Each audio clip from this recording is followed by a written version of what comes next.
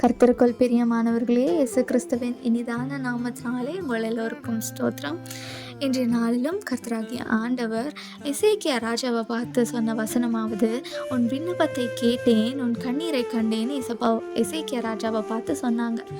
எசேக்கியா ராஜா மரண படுக்கையில் இருந்தபோது அவருடைய ஆயுசு முடிய போதுன்னு அவருக்கு தெரிஞ்ச உடனே அவரால் அதை தாங்கிக் கொள்ளாமல் கர்த்தரை நோக்கி புலம்பாமல் பொறுமையாய், ஏசப்பா என்னுடைய நன்மைகளெல்லாம் நினைத்தருளுங்க, என்னுடைய ஆயுசு நாட்களை கூட்டி கொடுங்கன்னு கேட்கும்போது கர்த்தர் உடனே மனம் இறங்கி அவருடைய ஆயுசு நாட்களை பெருக பண்ணினார். நம்மளுடைய காலங்களில் நமக்கு ஏதாவது ஒரு கஷ்டம் வந்தால் நம்ம உடனே என்ன பண்ணுவோம்?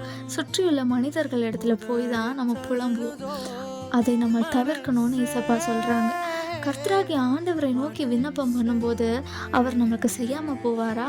உங்களையும் என்னையும் படைத்த ஆண்டவருக்கு நம்மளை கைவிடுவது நோக்கமல்ல, நம்மளை வெட்கப்படுத்துவது அவருக்கு நோக்கமில்லை. நீங்கள் எப்போது ஜெபம் பண்ணுறப்போ உங்களை அறியாமல் உங்கள் கண்களில் கண்ணீர் வருதோ அப்போவே உங்கள் விண்ணப்பத்திற்கு பதில் கிடைத்து விட்டது என்று விசுவாசியுங்க. அப்படிப்பட்ட தேவன் தான் நம்மோடு இருக்கிறாரு. ஒரு குட்டி மகள் இருந்தா. அவளுடைய தகப்பனார் குடிக்கு அடிமையாக இருந்தாங்க. அவளுடைய தாயார் வீட்டு வேலை செஞ்சு தான் அந்த மகளை படிக்க வச்சாங்க. இதையெல்லாம் பார்த்து கொண்டிருந்த அந்த குட்டி மகள் ஒரு நாள் ஸ்கூலில் இருக்கும்போது மிகவும் அழுதாள். அதை பார்த்து கொண்டிருந்த அவளுடைய ஃப்ரெண்டு அவளிடத்துல வந்து, நீ அழாத, ஏசப்பா கிட்ட எல்லாத்தையும் சொல்லு, அவர் மாற்றி கொடுப்பாருன்னு சொல்லும்போது அன்று ராத்திரியிலேயே அந்த குட்டி மகள் கர்த்தரை நோக்கி கண்ணீர் விட்டு அழுது ஜெபித்தாள்.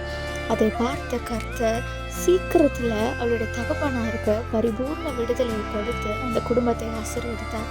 அதே போல தான் உங்களையும் என்னையும் ஆசீர்வதிக்க கர்த்தர் ஆயத்தமாக இருக்கிறாரு. கண்ணீர் விட்டு ஜெபிக்கிறதுக்கு தான் நமக்கு நேரம் இல்லை.